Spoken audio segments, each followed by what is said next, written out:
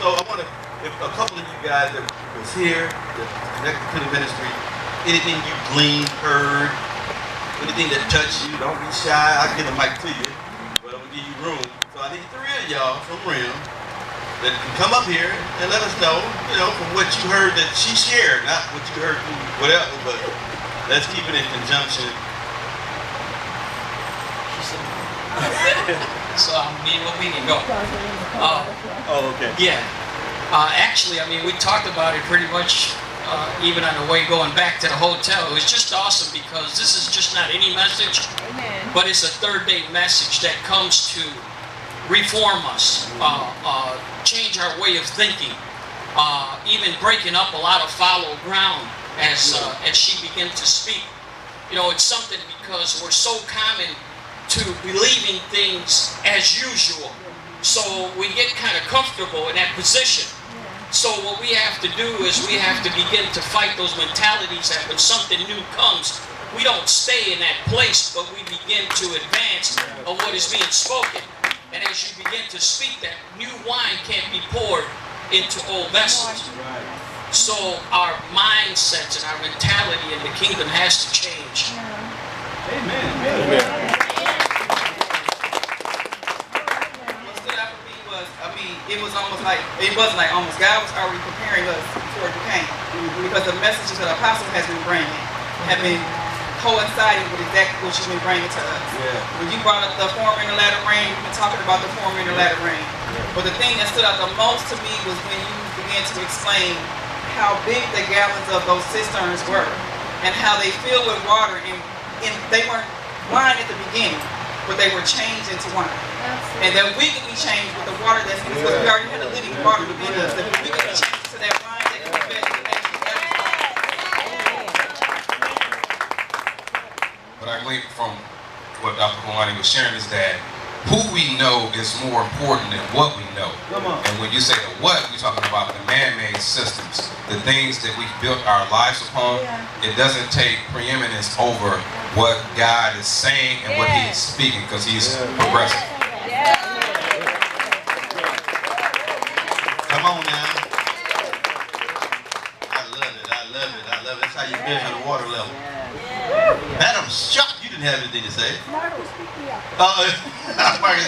Do you want to say something? Okay. She's our resident scribe. So everything that come out, she catches. Everything I say, she catches. Just awesome. I can't wait to go back and study it. And I can't wait to hear the messages that are going to come from you, because I know we're going to get some real treasures from you too. But the fact, your strength impresses me. Just listening to you. The fearlessness that comes out of you. And it's something that I have to pray for, because I'm not like that. I am a little power. And I really do. What'd you say? But anyway, the fact that you say the fearlessness and the day of power that we're in, I have to trust Him a lot more, and I'm just impressed with everything. Amen. Speaking of fearlessness,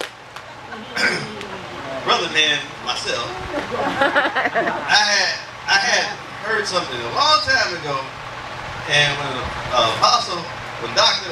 Apostle, Kluane, there you go. When she took about the 5 loaves and 2 fish, when she said, and I know you guys, it should have rocked your boat, because we all thought, you know what I'm saying? I always wanted to say it, but I wasn't bold enough to say it. But she was bold enough to say it. Because sometimes it's something you can't say to your people. So she stood in here and she said that it wasn't because it was in the hand of Jesus that it multiplied.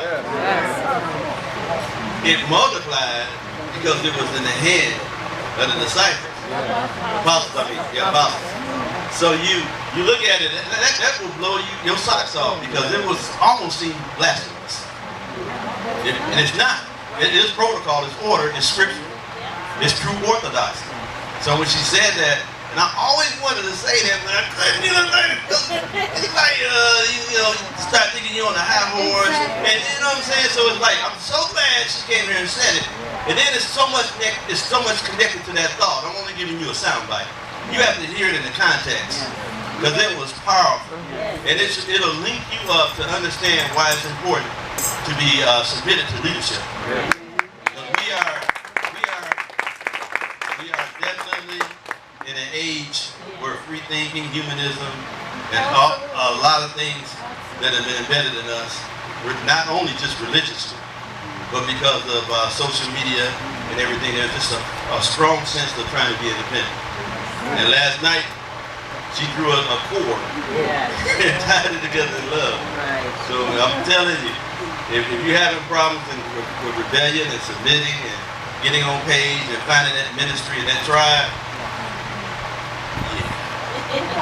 make that investment, okay? Make that investment for yourself so that you can get into the frame of mind that put you in a position where you can prosper and receive your harvest like we learned last night. Amen? Yeah. All right. So we're going to get ready to get out of the way. We got one more push. Tell your neighbor we got one more.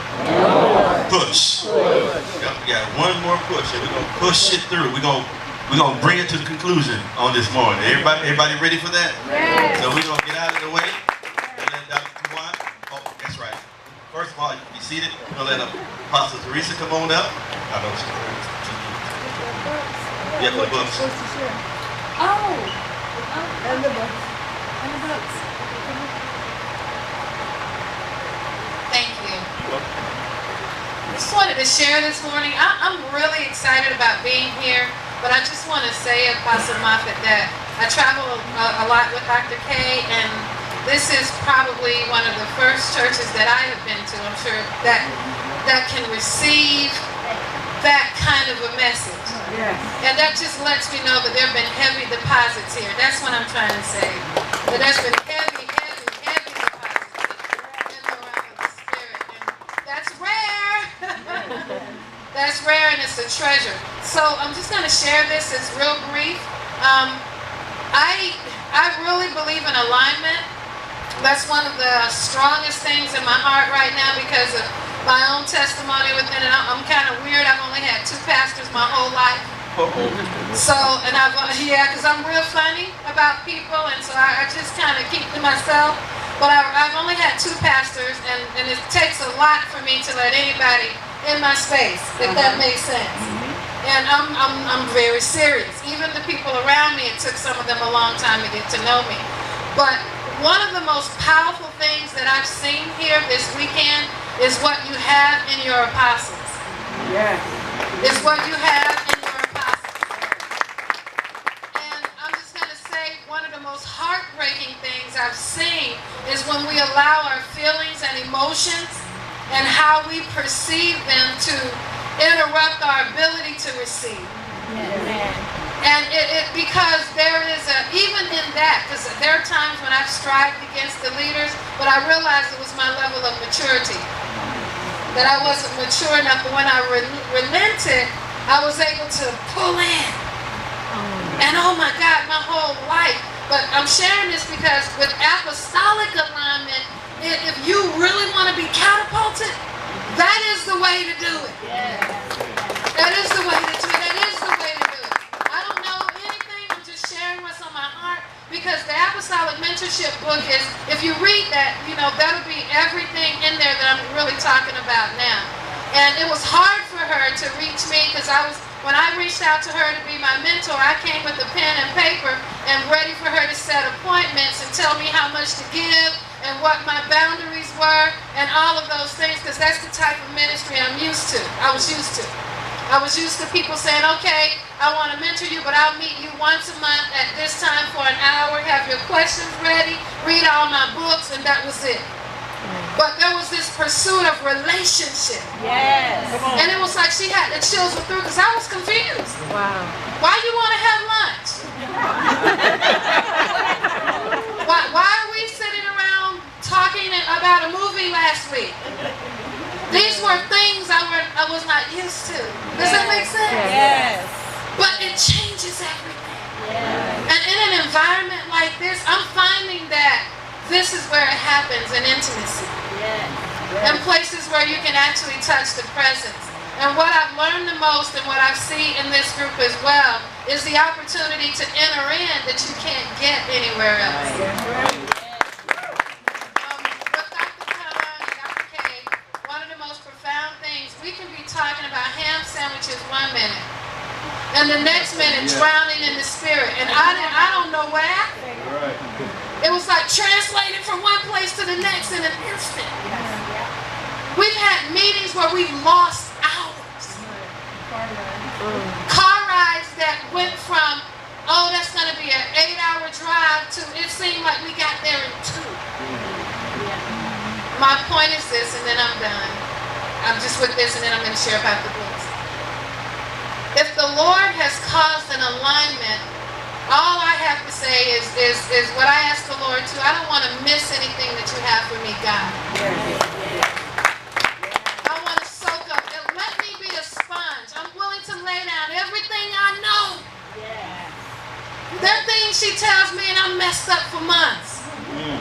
But sometimes in the middle of the night, I'm like, I understand.